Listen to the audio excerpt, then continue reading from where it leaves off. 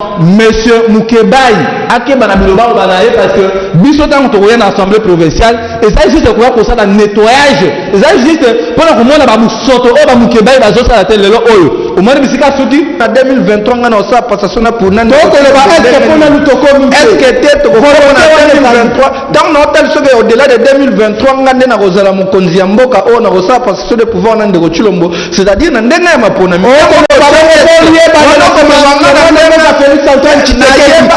Biso toza na besoin peuple congolais a retrouvé sourire na ye o Chilombo na kanambe na babitakwira na balambert mende ba ko yiba bango eloko peuple congolais aza nango yango wana nga Joël Ilenda kana bi papa na loti tango bandiko diriger ba très ya kitoko na ville ya Kinshasa na FC mwana nga na bi oui ya solo e ko sala matango na ko banda ko diriger yango na ko kebisa Paul Kagame abandi makambo recensement na Kabila recenser pote babanya Rwanda bakota bakoma ba Congolais Kabila mekana 2015 tant biso to bimai seki bat est-ce que bino IDPS bozalaka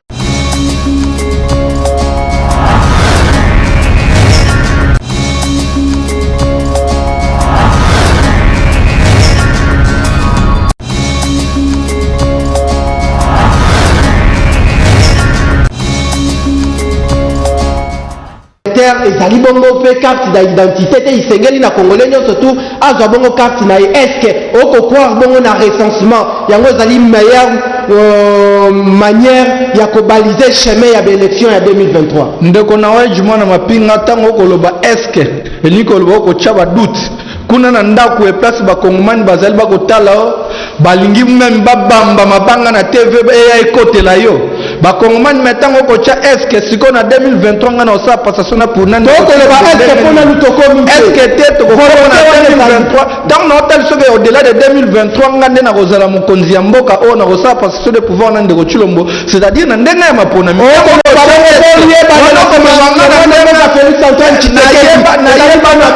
na yango na tango okotya est-ce que bakongomani bakotuna est-ce que wana me olingi to nazwa pouvoir wana ndenge nini nzoka ngana kozwa pouvoir wana na ndenge ya maponami na ndenge peuple congolais pesa nga pifo pone au-delà de 2023 na na budget à 250 milliards de dollars chaque année tu vas mobiliser 50 milliards de dollars par jour na ye ko bakisana eloko oyo ndeko na biso na conférence o la muka basalaki ya dépolitisation ya CENI en tout cas zele eloko moko ya malamu pourquoi bayi politique tolongwa na kati ya CENI totika CENI na maboko ya société civile ngai de tant que président futur président de la République démocratique du Congo, le président à partir USCD, Union des ethnies du Congo pour le développement, na maponami oezeli ko ya 2023 na sengi pe loko onga na bakisi yango moni loko oyo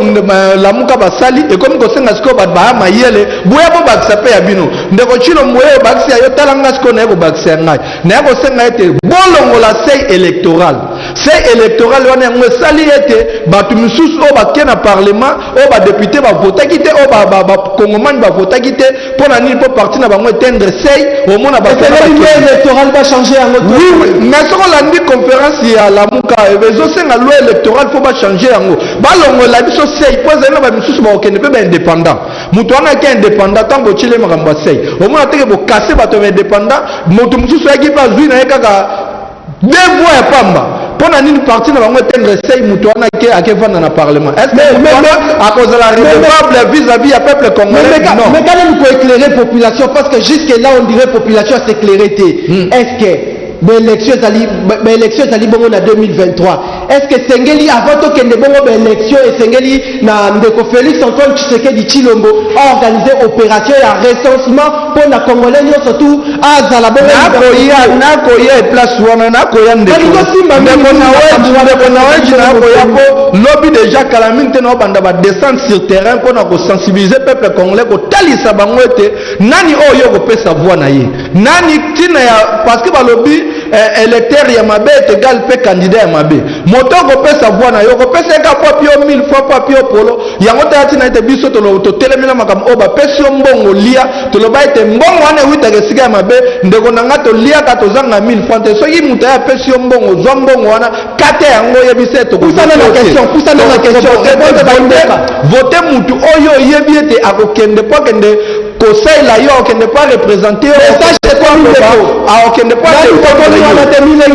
siko bete omoni yango na biso te tobanda ba descente yango na sensibilisation ya solo ko sensibiliser peuple na biso ko talisa peuple na biso nani oyo yakoyi ko voter toyena makambo ya recensement toyebi parce que nga na mieux informé pour les kabango na yebi déjà makambo na bango ça ba consommer makambo ya babanya Rwanda auto beng babanya mulenge balingi ba recenser ba banya mulenge ba kota peka na kati ya ba congolais yango biso tobi recensement ezalité soki to ko banda recensement babanya Rwanda na mabe depuis Kabila bino population boko boya yango na ko ya na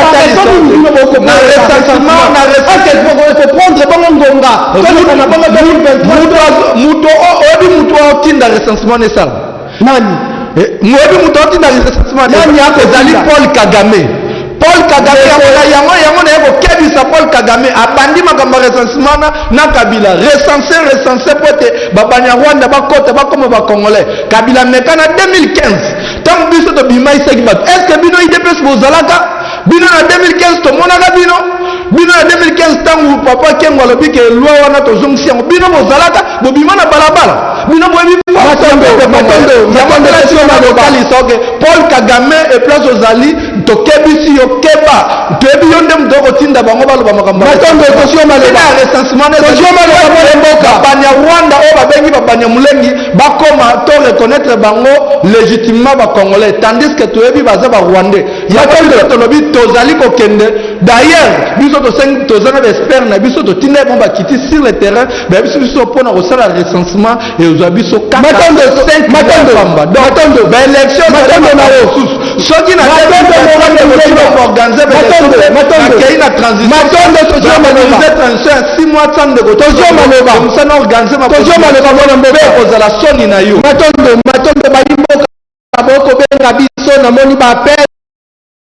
na 115 appel bandeko bobenga te parce que tozali bongo en direct na moni ba message mususu ekoti awa mais na mwangonga tokotanga quelques messages oyo bino population boko tala séance plénière ya mokolo lelo oyo ba honorable oyo bino population bopeka bango mandat sans préavis to pusana na sima ya ngonga mwana mboka avant tozwa bongo ba grande résolution ya bino lingomba ya lamuka par rapport ya makambo matali recensement oyo avant opesa moi couleur moi ndambo par rapport à recensement mais tosimba bongo lisusu makambo matali arche de Noé oyo bakotalela bongo population akotalela bongo libumu na ye na gouvernement ya union sacrée ya mwana mboka Sama Lukonde. Est-ce que pourquoi jusqu'à présent gouvernement ya ndeko Sama Lukonde eza toujours contraigné au moment où population aza na besoin ebima déjà amona bilongi nini ya sika oyo bakoya ko répondre na batante ya population ndeko nawesh omoni tant na biseke ke no ndeko bitakura na monsieur Chilombo bayo kanga kingo ezaki juste pour la bande de la pipe lelo oyo soki na wenze ya matete okena wenze kiseso ekolo ya fufu ekomi na 1500 francs tandis que monsieur Chilombo azokoka ko résoudre le dossier wana te biso tolobaki boye monsieur Chilombo akosala eloko te monsieur premier ministre oyo bauti ko nommer aza juste wana simple représentant soki akozala assistant monsieur Félix Chilombo soki assistant te azana juste kaka commissaire d'état donc azana pouvoir moko te mais par respect tozobisa na monsieur nani oyo premier ministre ndeko Sama Lukonde a démissionné pour honneur na ye parce que subir humiliation na monsieur Chilombo pour na ye eza soni bandeko a démissionné moment wa sali na misala te mama papa population ko talela ye papa misala emona na miso ene akomema bongo programme ya ndeko Félix Antoine Tshisekedi Chilombo toyebi simino ke non omoni union satanique oyo basali eloko malonga ekobima kuna te parce que il faut oyeba ke non monsieur Chilombo aza na pouvoir te aza na discipline te komeka kodiscipline bato oyo baye kokota union satanique na union secret na bango yango ozomona ti lelo oyo gouvernement so ozomema te eza juste bato oyo babelelaki le peuple d'abord bato oyo bayaki lolenge oyo esengeli te eza juste pour na ba poste na bango ndo moni peuple azo souffrir peuple azangi mai peuple azo kufa na nini même liboso na oya et pas monsieur Chilombo mai etondi liboso na lupangu na yeso besika obimate vous pensez que ce qui est pas na yemboko eloko malonge zate est-ce que petit peuple oyo wana apesi kabiso pivot ya kolobela bango akorésoudre ba problème bango non donc union satanique ba congolais ba yeba que non eloko ya malamu za kuna te parce que vous pouvez imaginer pour 8 postes ministériels l'UDPS était incompétent bazoti na 82 personnes pour na 8 sièges. Est-ce que vous trouvez que non? Est-ce que Zaniba Kambia solo pour la population? Les gens sont sérieux. Ce qui est réellement, bah qui peut travailler pour le peuple. Bah il y a au moins même 10 personnes. Alors 82 personnes. Bande ko congolais ba mama bi pour la mama wenze. Bana kisenso bana masina bana munga pula. Boye ba que non soki botelemite na 2023 ko tia mondelo. Pona monsieur Chilombo boko tokosibir na biso na bino humiliation oh même à 18 ça la ki malamu. Yango wana mo biso na nouvelle là. Tout ça na exactitude de la chiffre parce que tant on nouvelle là à récupérer pouvoir na parce que vous avez juste élection ya 2023 ndeko na wesh ba maman ba papa boko nganda ku et cause la juste formalité. Pourquoi? Parce que l'UDPS a montré son compétences indésirables. Nous toi pesa ka eloko za nango mais biso na bino to moni incompétence non mais pas le gouvernement union satanique. Les Congolais doivent savoir que non. Union sacrée de la nation, union satanique et l'autre malheureux communauté. Quand vous dites que non, biso na la muka to ngana ndeko Jean-Pierre Bemba. Non, ndeko Jean-Pierre Bemba ba Congolais ba kanga eloko. Ndeko Jean-Pierre Bemba alandi côté ma ezotola. Aboseni lutte oyo. Ya bundani pona peuple. Mais badaki ko tami solo na kati ya muka. Oh bino na ngambo ya la muka boko kiko ignorer en moitié de population. Excellence Martin Fayulu. Premier ministre Adolphe Muzitu atikali ko bengana nandeko Jean-Pierre Bemba te nandeko Moïse Katumbi boko changer la langage lelo la muka ezalaka na président o basalaka basali premier président kata bilanga mbila babengi mosu babitenga na côté na biso kuna ezo salaka te babengi si ba réunion bandeko wana ba été sima. Cela veut dire que non, ces gens-là, bah modèle pour la biso. Yango zomona na 2023, peuple est sanctionné bango parce que l'amour que vous tirez que nous vendre bon pour la terre peuple. Yango moni excellence c'est Martin Fayulu le président de la République le véritable élu. To zawana pour la peuple. Bande bandi bi chop chop. Au moins humiliation pas subir. Non seulement il a tombé mais elle a tiré moi en boka Jean-Pierre Bemba nan de Moïse Katumbi. Biso to zana parce que peuple ba ibakié mais Jatini Ngobila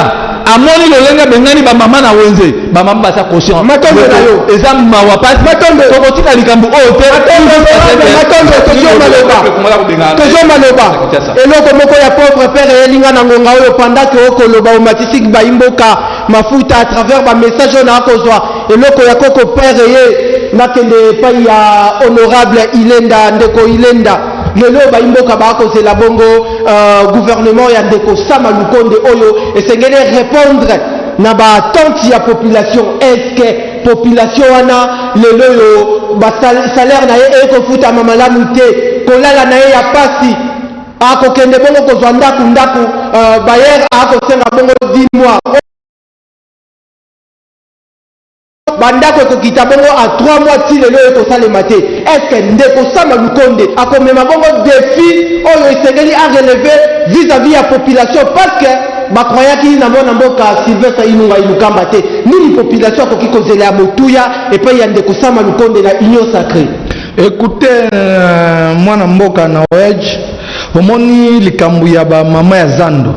eza likambu yo zalaka ozali journaliste moko ya makasi ya likambu fo simba yango ba mama ya Zando bakolela yango nga toyebisi ba mama ya Zando na programme na biso ya demi-temps na comme président de la République na 2023 tozali na programme o tozali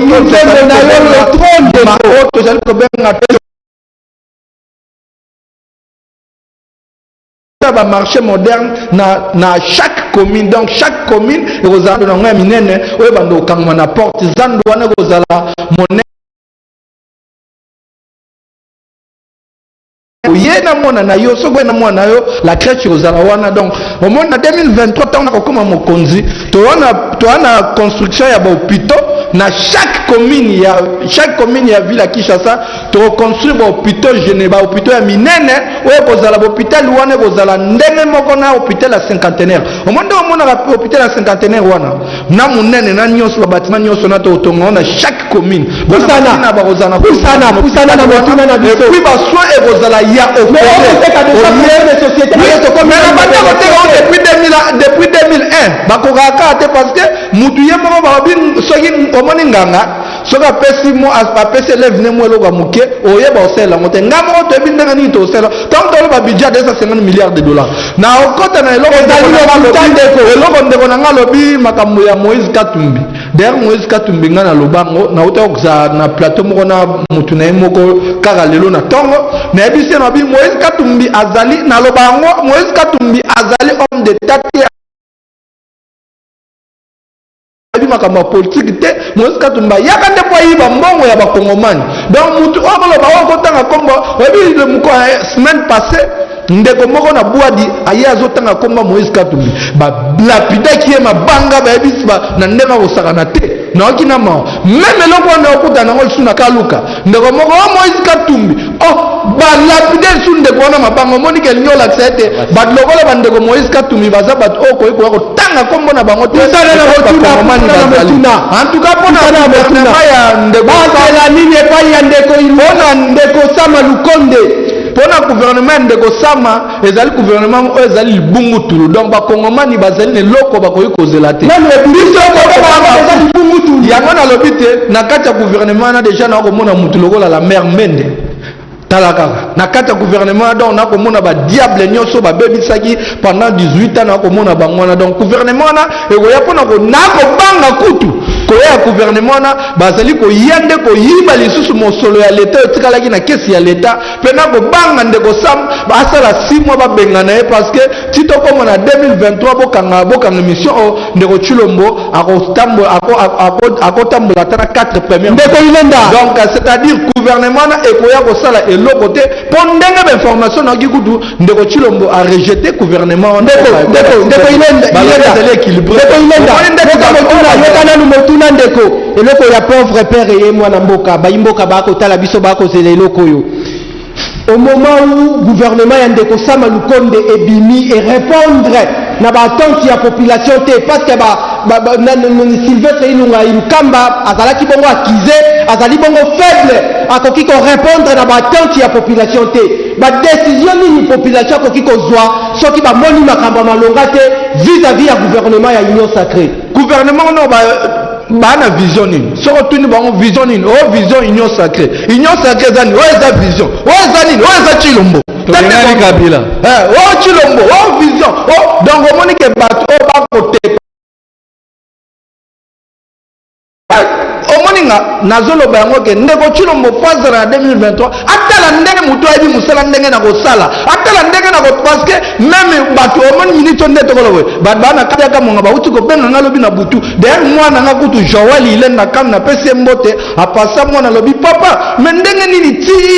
baba na kobengo de 6h à 6h pona ni bato babenga na kabeka monga balobi bako souffrir na kolia te talati na te biso tokoloba ndeko Chilombo matondo na yo matondo na yo mwana mboka travailler obike yoka eloko ya motu ezali ndeko Chilombo alobi ete akokomisa bakongolais bamillionnaire oyebi yango bamillionnaire wana nga tuni me mutu oyo opesi bango mosala te na magie na a créé my God rêve yem te nango lelo o na kita na obi eza escroquerie bakongolais bolandango te balobi eza président elobaki okomisa biso bamillionnaire mais na uti kuna na kiti kuna my God rêve wana baescroque bambongo yango na kosenga na bato tu baescroque bino rêve bolanda mutu baescroque bino botika kobenga ngai bolanda mutu alobaki okomisa bino bamillionnaire bakomisa kaka bongo comme ça va congolais à partir ya kosala nde bakozwa mbongo oyo bakoma na misala bakomisaka bakongolais bamillionnaire lelo tala okomisi bango bamisérable soni mpe matondo na yo bayimboka bokotala séance plénière ya mokolo ya lelo tokotambola bongo nsima ya ngonga ndeko auti bongo koloba makambo ya my god bandeko nyonso tu misolo na bango eyibamaki na my god ozali bongo censé akozongisela bandeko nyonso tu misolo na bango parce que population akokemba bongo na mbongo na ye yo détourné oyiba misolo na ye ezali bongo likanisi ya mabe mwana mboka tokopusana na parce que tozali bongo nsima ya ngonga lelo yo lamuka lolenge nini bino bokomibongama parce que tomoni kaka dio ya mwana mboka Adolphe Muzitu na mwana mboka Martin Fayulu o mikolo oyo balingani makasi lokola mwasi na mobali tokoyeba te soki chance nini o population azali koaccorde bango est-ce que avant tokoma 2023 bakokabwana to bakokabwana te. Merci mingi ndeko na wesh to bakongole bakanga eloko moko. Président de la République Martin Fayulu na premier ministre Adolphe Muzitu baza juste la serviteur ya peuple congolais. Ce qu'on a juste que là baza uni parce que peuple wana aza simana bango. Kolo baki ko kabwana ya tata mokonzi mana mboka Martin Fayulu na premier ministre Adolphe Muzitu pona biso eza na image eza kutu na idée na biso te. Biso toza na besoin peuple congolais a retrouvé sourire na ye o Chilombo. Na kanambe na babitakwira na balambert mende ba ko yiba bango eloko peuple congolais aza nango yango wana. Lamuka eza wana état d'esprit, lamuka eza pona peuple. Preuve en est que no bino moko bozomona jusqu'à preuve du contraire Jean-Pierre Bemba kokende na ye na union satanique na mwana mboka Moïse Katumbi ezaki non événement pona biso parce que peuple style oyo aza sima nouvelle là événement oyo bino boko mitera ndeko Katumbi a financé lamuka ndeko Bemba ko financer lamuka lelo na campagne soki campagne lelo yo bino ndeko Martin Fayulu na ndeko Adolphe Muzitu bako circuler l'ensemble ya RDC lolenge bo na yebisi bino peuple oyo aza souverain yende muto ko faire circuler candidat oyo lamuka ko présenter na LDM élection peut-être gagner l'élection là parce que vous allez juste formalité boyebi mayele oyo mwana mboka Martin Fayulu azalango et puis na premier ministre to ko na ba budget mo parce que ko na exactitude ya ba chiffre biso to boite ko tatonner ko monsieur Tilo mazo tatonner azoba esikani na bandate na akende ko suka te mais biso tozana nombre autre représenter peuple congolais et puis vision na biso le lengeni to kamambuka yango na ba congolais ba ko milengela le lengeni ko sana na sima biso toza ko se préparer to lobi que non 2023 eza ligne rouge oyo monsieur Chilombo akokatisa yango te 2023 ou rien le na yebisio même iota ekolekate pour na monsieur Chilombo même une seconde la présidence ekolekate soki monsieur Chilombo a organisé l'élection te akozala te soki accepte aussi akomona peuple na balabala parce que peuple oyo azuma ite peuple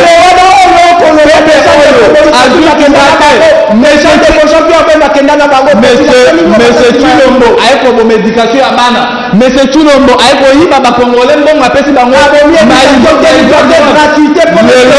lelo oyo le prix de 145 promesses irréalisables. Je viendrai habiter avec vous les gens de Goma bientôt na kopesa bino ba carte biométrique la police na ka kokolatia bango foko transport donc monsieur Chilombo a un bilan vraiment très ridicule. Monsieur Mukebai akeba na biloba banaye parce que biso tango tokoya na assemblée provinciale et ça juste quoi pour ça la nettoyage et ça juste pour ko mona ba musoto o ba Mukebai bazo sala tele lelo oyo o mona bisika soki akendaki kolanda matondo liloba suka ezabwe ba mama bipupola ba ndeko ba coopéra bomoni le lenge ville combien propre bomoni la sécurité par-ci par-là mais c'est tout le moiseau kwa contrôler mboka te parce que akotaki na fenêtre akotaki na lone sécurité yango wana toujours bisabino bandeko ya Port-au-France tomonaki eside na nouvelle elani babongami déjà na ba manifestation oyo kozala kafu eza juste ndeko Chilombo a se préparer pour azala mbangu yango wana bino bakinois bomoni lolenge mboka komisalité bolukaki ya kolia est-ce que bozwi yango Chilombo aye juste ko éducation madesu na wenze et mati misala ezate aye pour escroquer bino matondo na yo me babeto comme la soupe yango matondo 2023 matondo population à cause de la population na Congo pesa bango numéro na reza plus 243 81 11 702 o nyonso akoki kobenga kokoma mpona koyeba makambo oyo ezoleka na Congo yango matondo na yo tokozela carte oyo bokobeta bongo na 2023 mpona contre bongo ndeko Félix Antoine Tshisekedi toyebi te soki bokolota bokozwa bongo pouvoir to te ekozala bongo makambo ya solo tokomi pratiquement na suka ndeko Ilenda yo ozali bongo président national ya lingomba politique na yo toyebi te lolele yo okomilengele na ndenge okomona baenjeu politique ekotambola na kati ya mboka totikeli yo 1 minute 30 secondes mpo tokomi na suka ya ngonga. En tout cas tokolengela malamu yango kutu eloko avana na ntango mbula ebandi kobeta mwana nga Joel Ilenda Kano la musinga obi papa naloti mutala ko mwana nga Joel Ilenda Kano obi papa naloti tango bandi ko diriger batre ya kitoko na ville ya Kinshasa na FC mwana nga na obi oui ya solo ekosala matango ko banda ko diriger talatina te tokolengela malamu poete na 2023 tango na koya na kozwa bokonzi topesa bakongolais mai lelo bakongolais bazangi courant lelo bakongolais bazangi kolia lelo baolia bakongolais bakolia na délestage bakongolais bazangi nyonso omoni ndeko Chilombo eloko oyo lukaki tala ndenge memi tana ndenge memi mwana ngai bebe Joel mwana ngai Joel Ilenda Kano akolota bandoto kitoko tango na banda pusana omonde ndoto elataka mpona Monsieur Chilombo yango moni ete nakolakisa ete na 2023 ndeko Chilombo azali na bilan oyo akotelema akoya kopresente population akoki kozela liboso na yo liboso ya lingoma politique na yo oyo komemela USCD Union des ethnies du Congo pour le développement na 2023 tokoya na budget ya 250 milliards de dollars chaque année biso na USCD ntango na ozwa bokonzi tokocrée inspection générale oyo banda olandela na ntongo inspection oyo banda olandela kaka mama na ntongo soki mwana meli milki ya kilo te bakangi yo papa na 12 heures soki mwana lie soki bozalaka misatu na ndaku boza na droit ya 3 soso soki bozali misatu na ndaku toyebi ke bolambi soso moko bakoya bakangi bino comme ça batuni mpona nini bolambi soso moko soki basoda na kati ya kaba oza na droit ya kolia soso mobimba policier oza na droit ya kolia soso mobimba tala tina ete ntango tozwa na ozwa bokonzi na 2023 baprofesseur ya université baozelanga mpo bafutama $15,000 baenseignant baozelanga mpo bafutama $1,500 et puis bamilitaire bakozelanga mpo te bafutama $500 tala makambo oyo nakoya kochange ntango nakozwa bana beni bauti kobena nayebisi bana beni semaine prochaine nakozala wana bino na beni comme ça nayeba nini oyo makambo oyo boyebisi nganga moko na vivre yango live donc c'est-à-dire ngai oyo nde le sauveur ya peuple congolais mwana mosala ya peuple congolais oyo peuple congolais akozela na 2023 naye na change vie ya peuple nzambe abatela bakongoma nyonso esika bozali mpe abatela équipe technique mobimba oyo ekosala ete message ekoma na bayimboka na biso mpe badiaspora tozela toujours totelema nge tozela vigilant po ete soki tolali eloko na boyaka tolola 2015 na 2023 mpe eya po bokomisanga président nazwa matondo